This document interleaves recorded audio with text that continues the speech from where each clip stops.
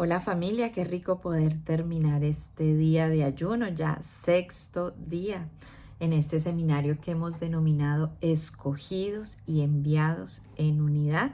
Un seminario muy bello, ya alistándonos para este fin de semana donde vamos a celebrar los 62 años como familia espiritual. Todos ustedes son el reflejo de la misericordia y del amor de Dios sobre esta familia. Qué rico poder celebrar juntos 62 años. Bueno, hoy vamos a estudiar sobre el apóstol y la perfección de la unidad. El apóstol, aquel que ha sido enviado por Dios para hacer su voluntad, para que el reino de los cielos sea también el reino en la tierra, o sea, todos nosotros está concentrado en las cosas del cielo, no en las de la tierra, y por eso es que puede guardar la unidad. Y recuerde que venimos hablando que la verdadera unidad de los hijos de Dios viene como fruto de que cada uno busca hacer la voluntad de Dios, y cuando cada uno de los miembros de una familia, cuando cada uno de los miembros de una iglesia están concentrados en hacer la voluntad de Dios, pues ahí es cuando viene la verdadera unidad. Y vamos entonces a comprender un poco más eso en el día de hoy.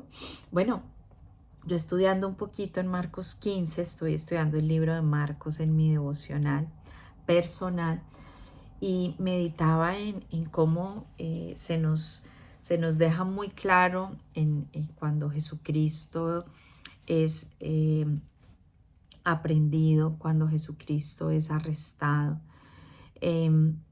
Es llevado ante la clase religiosa, es llevado ante Poncio Pilato y cuando empiezan a levantarse falsos testimonios contra él, pues Poncio Pilato se da cuenta, dice claramente la Biblia, que toda esta clase religiosa le tenía era envidia, que no había razón por la que crucificarlo. Y hasta él le dice a Jesús, pues defiéndete de todo esto. Pero nos deja claro la Biblia entonces que la clase religiosa le crucificó porque le tenía envidia, porque ellos querían hacer su voluntad y no querían perder el poder. Pero luego nos dice que Poncio Pilato, aunque sabía que era inocente, y eso quedaba bastante claro, por miedo al pueblo, porque quería agradar al pueblo, mejor dice la Biblia, no quería alborotarlos, entonces él los crucifica. Por el contrario, Jesucristo quería agradar al Padre. ¿Y por qué les menciono esto? Porque esas son las tres formas de vivir, ¿sí? O usted vive con la mente suya, donde usted quiere agradarse a sí mismo y hacer lo que a usted le parece, o usted quiere agradar a otros y usted tiene la mente de todo el mundo y para dónde va Vicente, para dónde va la gente, o usted tiene la mente de Cristo porque quiere agradar al Padre. Esas son las tres formas de vivir. Y el apóstol, por supuesto, vive como vive el Hijo, agradando al Padre. Y por eso es tan importante la llenura del Espíritu Santo.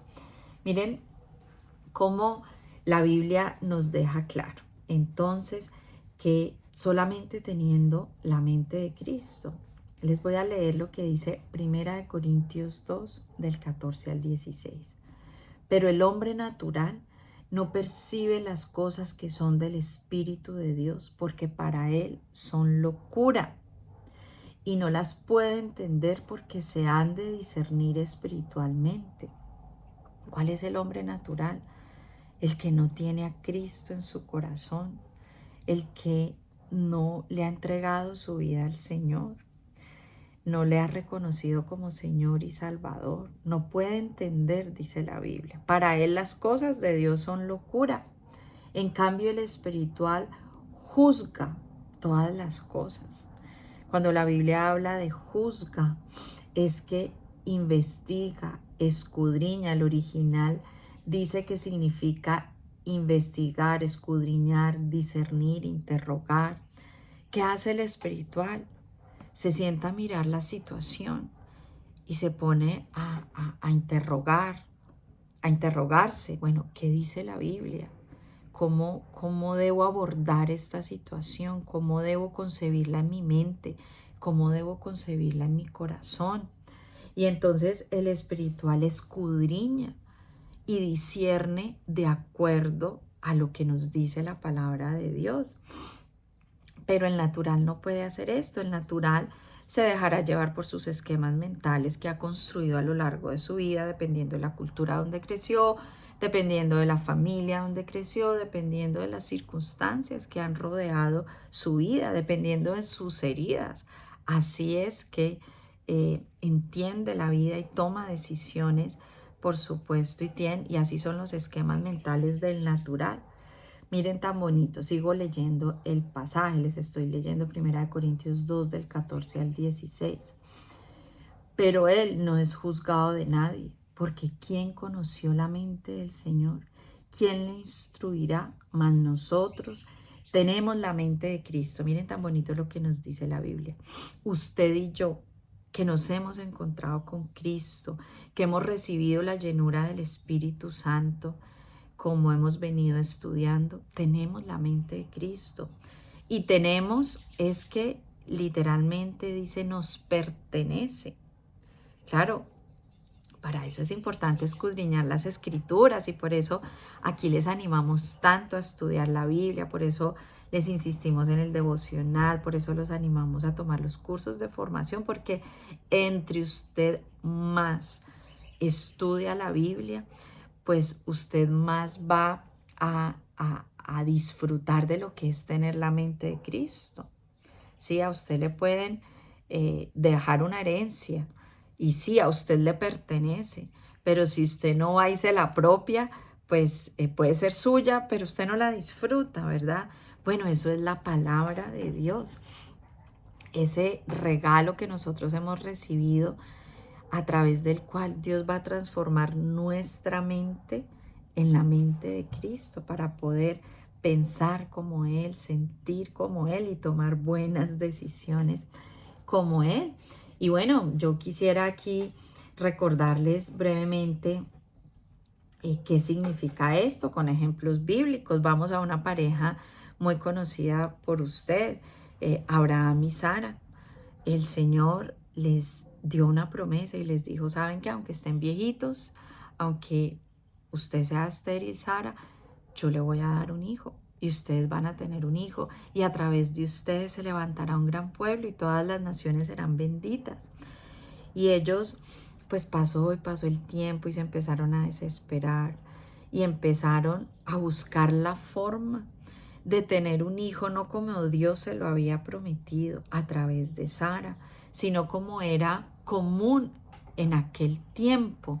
¿Sí? En aquel tiempo para la cultura era muy común que si tú eras una mujer estéril, tú podías tener un hijo a través de tu sierva, ¿cierto? La sierva era esa persona que le ayudaba en las tareas del hogar, que le acompañaba, que le asistía. Entonces, bueno, yo no puedo tener hijos, entonces le dijo Sara a Abraham, pues hagámoslo como el mundo dice que es muy normal hacerlo. A ver, aquí te entrego a Agar, acuéstate con Agar y yo voy a recibir, ¿sí? Entonces, la mente cómo empezó a funcionar para esta pareja, no como Dios había dicho, sino como el mundo decía que era normal y se les complicó el matrimonio, se les complicaron muchas cosas hasta que ellos decidieron tener la mente de Dios, que aunque era humanamente imposible que ellos pudieran concebir, pero cuando ellos decidieron caminar en unidad con base en la promesa de Dios, vieron el milagro. Así es, de eso se trata, tener la mente de Cristo. Pensemos en el ejemplo de los espías, que ya lo habíamos mencionado. 12 espías. De esos 12 espías, 10 pensaron como humanamente un ser humano puede pensar. Hay muchos gigantes, es muy difícil, esta tierra en la que estamos ahorita, pues es buena, aquí nos podemos quedar, aunque Dios dijo que era esa, pues no, quedémonos aquí porque ¿para qué nos vamos a arriesgar? Eso es muy lógico, muy humano pensarlo. Pero los 2 espías pensaron como Dios les enseñó a pensar. Esa es la tierra donde yo los voy a bendecir. Esa es la tierra que he preparado para ustedes. Yo los voy a ayudar a conquistar. Entonces hubo unidad en los dos que tuvieron la mente de Dios. Los otros 10 decidieron pensar como es lógico pensar, como es conveniente pensar, pero no con la mente de Dios. Y esa es la invitación que nos está haciendo la palabra de Dios, que usted viva en la dimensión de lo espiritual, que usted viva en la dimensión de los milagros. Hay cosas que son imposibles, que a veces retan nuestra fe. Por supuesto, para Sara era muy difícil pensar en un hijo. Para Josué y Caleb era difícil entender que con lo que tenían podían conquistar ese lugar donde había tantos gigantes, donde había tantas complejidades. Pensemos en todos estos ejemplos de la Biblia que nos enseñan lo que significa tener la mente de Dios. Y quisiera leerles en 1 Corintios 1, del 9 al 11, esto tan hermoso que dice: os ruego pues, hermanos, por el nombre de nuestro Señor Jesucristo, que habléis todos una misma cosa y que no haya entre vosotros divisiones, sino que estéis perfectamente unidos en una misma mente y en un mismo parecer. Porque he sido informado acerca de vosotros, hermanos míos, por los de Cloé, que hay entre vosotros contiendas. Miren que aquí el apóstol Pablo nos sigue hablando de lo que es tener una misma mente, la mente de Cristo, y nos está dando una información adicional. Cuando hay divisiones entre ustedes, quiere decir que no se están concentrando en tener una misma forma de pensar, que no es la de Pepito, ni la de Juanito, ni la de Abraham, ni la de Sara, es la del Señor. El problema es que cuando nosotros tenemos divisiones, cada uno defiende su punto, y ahí es donde vienen las divisiones. Entonces, ¿cuál es la invitación que nos está aquí haciendo la Biblia? Cuando hay contiendas en una familia, cuando hay contiendas en la iglesia, cuando hay contiendas en el trabajo, ¿qué es lo que puede traer unidad? No que cada uno se concentre en su punto, sino cuál es el punto de Dios. ¿Cuál es el punto de Dios? Y claro, eso traerá divisiones. Cuando una discípula, cuando alguien se me pone bravo por algo que le digo, yo siempre le hago la pregunta: ¿estás brava por la forma en que como yo te lo dije? Perdona, a veces no lo digo de la mejor forma. ¿O estás brava por lo que te dije? ¿Qué es esto? ¿Sí? Pero si esto nos divide, no tenemos nada que hablar, porque esta es mi verdad absoluta y esto es lo que te estoy enseñando. Si a usted lo divide o de alguna manera lo hace tener un conflicto esto con algún miembro de su familia, con alguna persona de la iglesia, con alguien de su trabajo, ore, porque no hay nada que hacer, ¿verdad? O usted negocia sus principios, o usted se pone más bien a orar y a decirle: Señor, ¿cómo enfrento esta situación desde tu perspectiva? ¿Verdad? Porque Jesús también le tocó enfrentar esos momentos. Y vamos entonces a esforzarnos, como dice la palabra de Dios, por tener una misma forma de pensar, que es la palabra de Dios.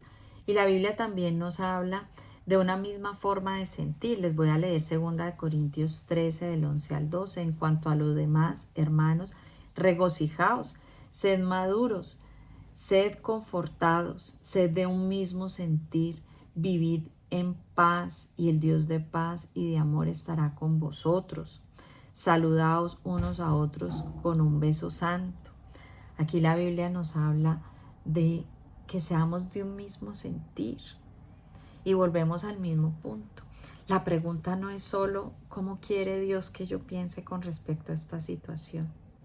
Cuando yo tengo diferencias con mi esposo, he aprendido a hacer el ejercicio en no concentrarme en cómo defender mi punto, no concentrarme tanto en cómo Él lo dijo, ¿sí? Que de pronto a veces nos concentramos es en eso, sino en qué dice la Biblia, cómo quiere el Señor que yo piense con respecto a esta situación, cómo quiere el Señor que me sienta.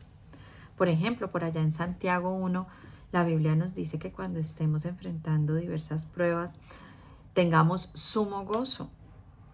Y sí, a veces las circunstancias no nos producen gozo, pero el Señor nos está dando una instrucción. Bueno, en esa situación difícil, esfuércese por enfrentarla con gozo, ¿sí?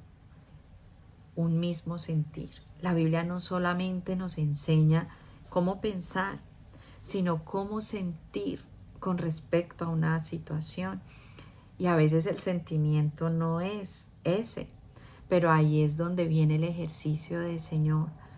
Ayúdame a enfrentar esta situación con gozo, porque no lo tengo.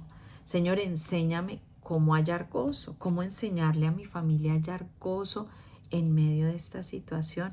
Miren, yo quiero contarles que cuando yo llegué a Cali, pues no llegué en medio de mucho gozo. Para mí era difícil todas las circunstancias que estábamos viviendo como familia, pero entendí que el Señor quería que yo aprendiera gozo en medio de todo lo que estaba viviendo.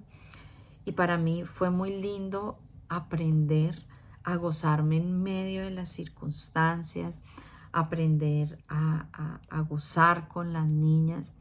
Y quiero decirles que yo he disfrutado Cali y ahora amo Cali como ni siquiera lo hice en los 23 años que vivía aquí. Pues antes de irme, yo salí de Cali de 23 años y volví apenas ahorita, pues digo, a vivir como tal. Y yo paso y veo los árboles y veo las calles y aquí hay muchas situaciones difíciles, políticas, sociales, económicas, a todas las que usted quiera. Pero genuinamente yo le digo al Señor cómo he aprendido a amar esta ciudad, cómo he aprendido a verla con otros ojos, ¿sí? Porque un día tomé la decisión, leyendo Santiago 1, yo tengo que aprender a hallar gozo en medio de todos los cambios que estoy viviendo. Yo sé que es difícil a veces, quizás en las situaciones personales, familiares, políticas, sociales, que usted pueda estar enfrentando, aún migratorias, bueno, todos los retos que podemos tener cualquiera de nosotros frente a lo que estamos viviendo. Pero esforcémonos por ver el mundo que nos rodea a través de los ojos de la Biblia. Eso es tener la misma mente, el mismo sentir. Y quiero que terminemos entendiendo lo que nos dice Efesios 4 del 1 al 6. Por eso yo, prisionero en el Señor, os exhorto a que andéis como es digno del llamamiento con que fuisteis llamados, con toda humildad y mansedumbre, con paciencia, soportándonos los unos a los otros en amor, procurando con diligencia guardar la unidad del Espíritu en el vínculo de la paz. Hay un solo cuerpo y un solo espíritu, así como habéis sido llamados a una sola esperanza de vuestro llamamiento. Hay un solo Señor, una sola fe, un solo bautismo, un solo Dios y Padre de todos, quien es sobre todo, a través de todos y en todos.